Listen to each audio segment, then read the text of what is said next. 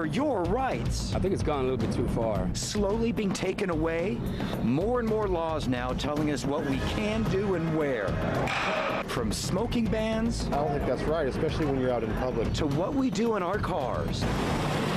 And even what we eat. It's to keep the population safe. I think they've gone too far. Where do you draw the line? Mandatory vaccines? How much government is too much? They're practically in your home, in your bedroom, and in your living room. Are we becoming a nanny state? Are laws becoming too intrusive? The people should actually have the say what they want to do. Where do you stand? More and more Americans do think the government has gone too far, and they're standing up to take back their rights. They certainly are. In fact, Reason.com ranked the worst and best cities for personal freedoms, and Austin didn't fare so well. Fox 7's Fody Clergis with perhaps a reason why. The latest law to stir up the debate on government intrusion right here in Williamson County. It wasn't long ago you could spark up a cigarette or a cigar just about anywhere outside, and then the 15-foot law was passed. And now, as of October, you'll be pushed back, way back. Try off the county property that your tax dollars help build. And it doesn't stop there. Just last week, Capital Metro banned smoking from all of its rail platforms. In open air, your last chance to spark up before that 50-minute ride, now regulated. Again, on the property you helped build. So what about the car you paid for? Doesn't stop the city of Austin from telling you what you can do in your own car. Texting while driving is now a no-no. Although many people are still doing it, the law is difficult to enforce. From the roadways to the checkout lanes at the grocery store, you used to have a choice between paper or plastic, but soon that decision may be made for you. Austin City Council could soon look at banning plastic bags altogether. Some stores have already jumped the gun. Brownsville, for instance, has already banned these plastic bags, so the only plastic you can use are bags like these, but of course you have to pay for them. What about your choice in what's injected into your body? Children's vaccinations are mandatory unless you have a good enough excuse. But during the last legislative session, Governor Perry rallied to require every young woman in Texas to get an HPV vaccine that's said to prevent cervical cancer by blocking the sexually transmitted disease that causes it. The decision made for you. A good try for the governor, but the law was eventually struck down. Your pet isn't exempt either. Just this year, the city of San Marcos strongly considered a mandatory microchipping ordinance. A good way to find your lost pet? Well, the city of Laredo already passed a similar one. Citations up to $100. Just another rule, a law to obey. It does make you wonder. And so we ask you tonight, are we a nanny state? Is the government trying to impose social justice by providing cradle-to-grave entitlements? And where do the laws and handouts to protect us actually end, or should they? We are addressing this topic tonight. We have Fox 7 Fody Clergis live in our studio with a panel of guests of Central Texans to weigh in. But first, we have John Bush from Texans for Accountable Government, who thinks that the government is just too involved in our lives, and Andy Brown from Travis County Democrats, who says we need these laws and policies to protect us and keep us safe. But John, I want to start with you. I'm sure the most frightening words in your vocabulary when you hear a lawmaker say something has to be done, which means more policies, more laws. Let's fix the problem with spending more money.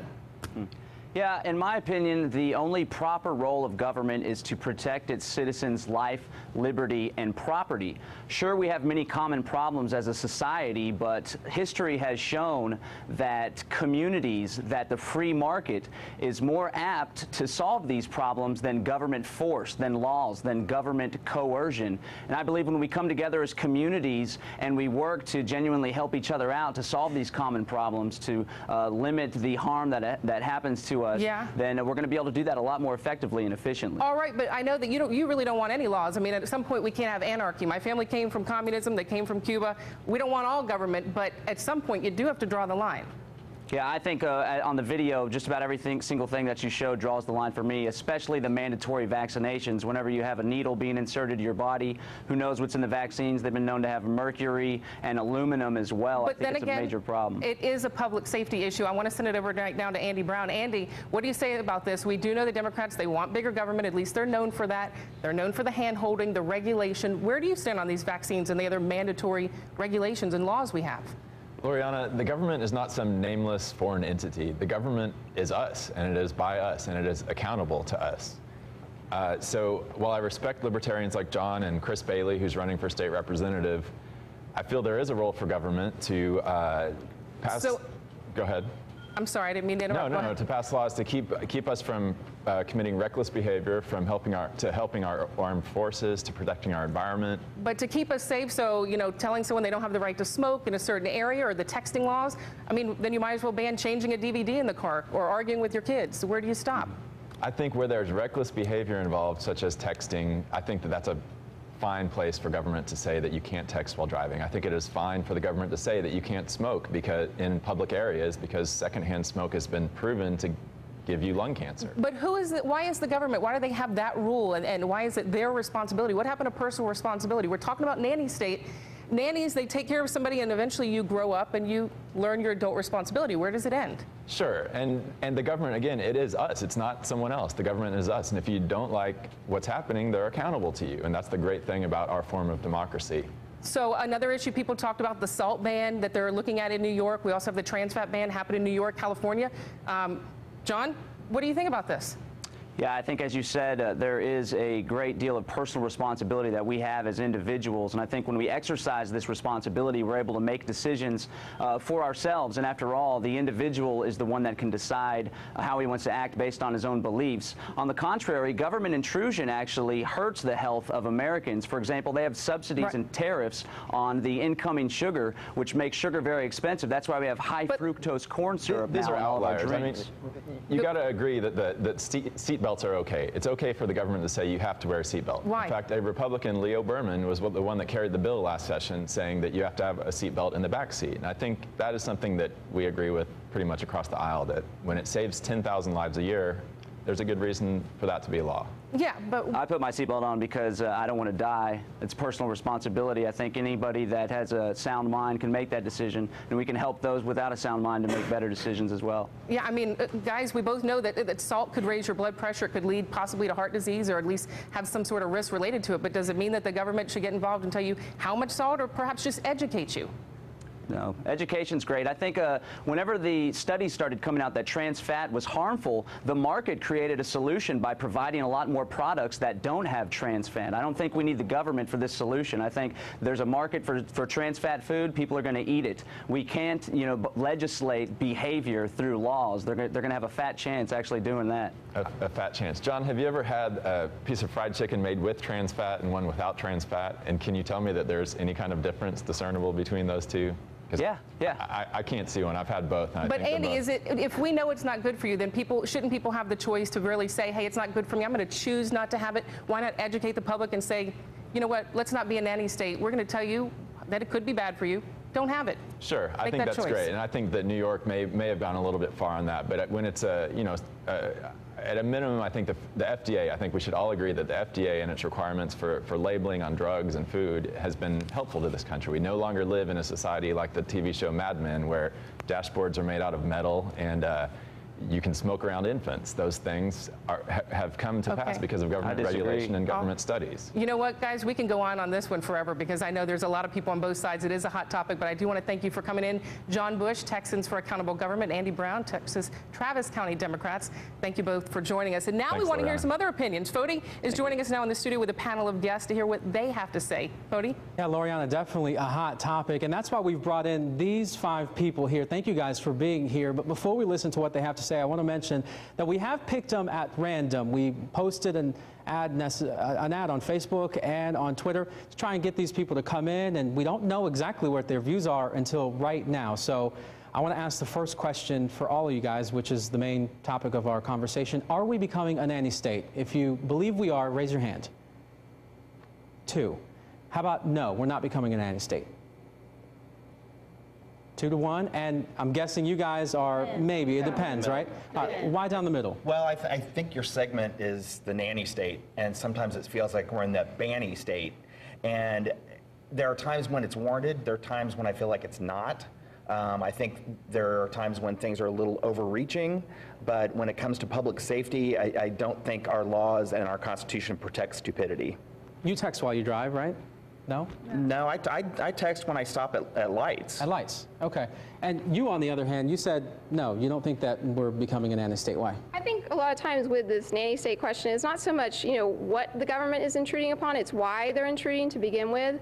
And I think, citizens of the United States, they have the ability to regulate themselves so far, but there's certain things that, I don't want to be standing next to someone that's smoking in a bar. It's just my personal right that I shouldn't have to inhale their cigarette smoke. So I'm glad that the government fights for me in that regard. Yeah, I mean, to Capital Metro now, you cannot smoke on their rail platforms. You also have now in Williamson County where you used to be able to smoke 15 feet away. Now they're kicking you all the way off the county property. Many feet away. What's your take on that? Well, I think that for me, we need to educate, like Loriana said, people to right to choose.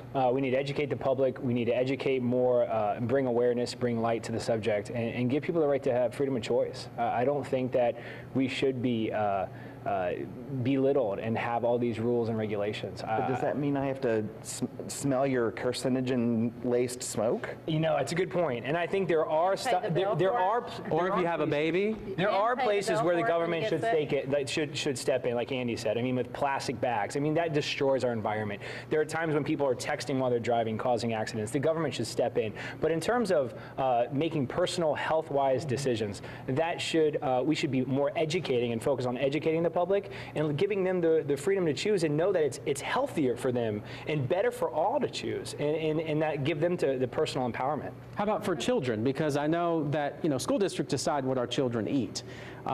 Should the school district decide what our children eat and what they don't eat? Or I'm sure most of you are going to say, yeah, they should because they know what's best for our children.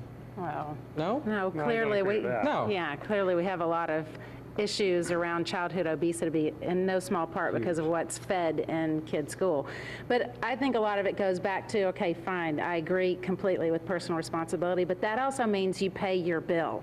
You don't expect others to subsidize it. And when you smoke and when you choose to eat poorly and you don't exercise and you increase your risk for all kinds of diseases, don't expect others to subsidize your bill. And that's what happens in our system right now. So, I'm not in favor of the government making choices for us with trans fats and salt, et cetera. I'm in favor of education, but then also you're responsible for picking up your bill.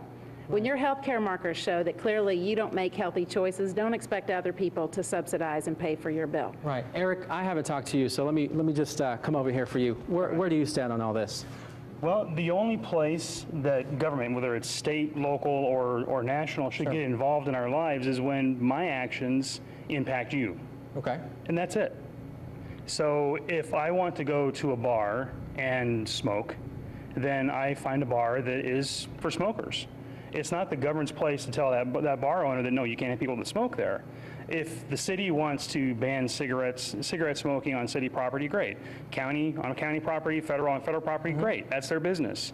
But on my property and my business, it's my choice. Well, how about the people who do smoke and say that they have the right to spark up where they want to? I mean, maybe not, very close to the front of a building, but now you're pushing it back even further. I mean, what's next? As a business owner, if I own an establishment, I make the decisions about what goes on in my establishment. I make the decisions about who can come into my establishment. Obviously, if it's something that's blatantly illegal, then I don't have a choice in that. Right. But if someone comes into my place and they want to light up a cigarette, and I've decided that my place will be a smoke-free environment, then they can't light up a cigarette there. If they want to light up a cigarette in a restaurant or a bar, find a restaurant or a bar that allows their smokers. Okay, perfect. Thank you so much. It's my choice. Eric, thank you so much. Guys, thank you very much for being here. We really appreciate it. We know it's raining outside, so we're very grateful to have you guys. Mike, I'm going to send it over to you now.